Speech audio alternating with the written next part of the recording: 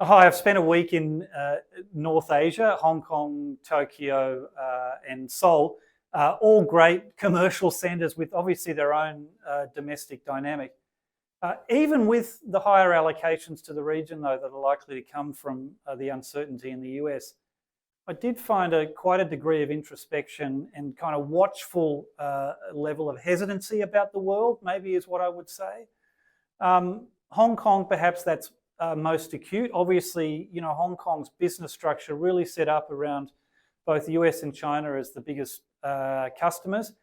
And I didn't find anyone whose scenario plans included the sort of face-off we've seen over the past month or so. I was in Hong Kong both during the before and after the US-China tariff delay. So that certainly was an influence, but something a bit deeper than that. And there seems to be, I think, a lot of scenario planning work going on to really rethink about what sort of outcomes are feasible in this difficult geopolitical environment that the world finds itself.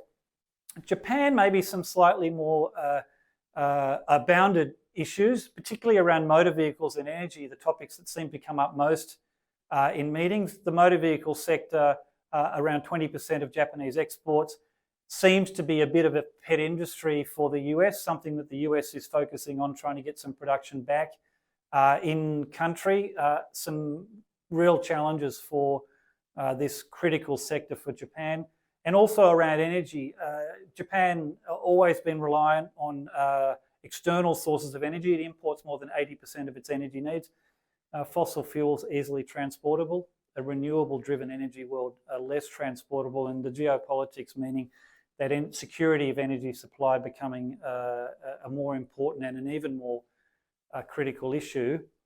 In Korea, the energy and motor vehicles also a topic of discussion, with an additional dynamic also around politics, and that's the domestic story. For those who don't follow Korea all that closely, the last 6 months has been quite an unsettled period politically in Korea, but there is a presidential election in the first week of June.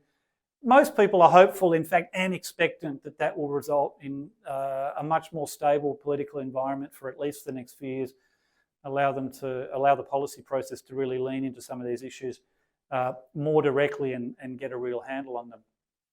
I have to say I'm coming away more optimistic than the tone I found. Certainly there are challenges, as there are everywhere, because of the shifts in geopolitics and the challenges to certain sectors.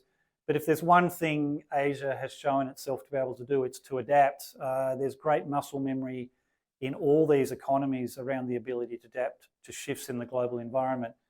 The allocations of capital are likely to be coming the way of these markets because of now the uncertain policy environment in the US, I think, are only going to help that process.